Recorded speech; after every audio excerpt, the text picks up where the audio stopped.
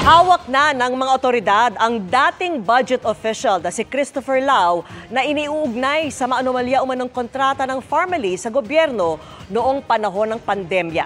At nakatutok si June Veneracion. Halos isang linggo matapos isyuhan ng korte ng warrant of arrest, inaresto ng PNP CIDG sa Davao City alas 11 ng umaga si Attorney Lloyd Christopher Lau. Si Lau ang undersecretary ng Procurement Service ng Department of Budget and Management noong panahon ni dating Pangulong Rodrigo Duterte.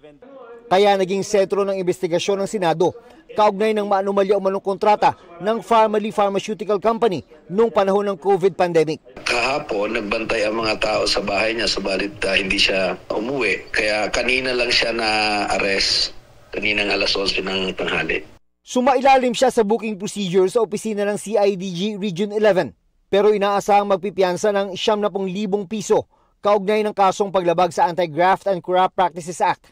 Ang kaso ay kaugnay ng pakikipagsabuatan umano sa ilang opisyal ng gobyerno kasama si dating Health Secretary Francisco Duque III na nauwi umano sa pagkawala ng higit 1 bilyong pisong pondo noong COVID pandemic mula March hanggang December 2020. Lahat naman ng may warrant of arrest kailangang ikulong, idaan sa booking process at pagkatapos ng ikukulong hanggang hinihintay yung kanyang order ng korte na siya ay pinalaya ulit because of his bail.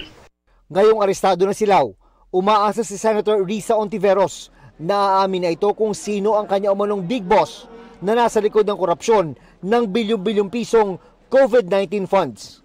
Para sa GMA Integrated News, June Veneracion, nakatutok 24 oras.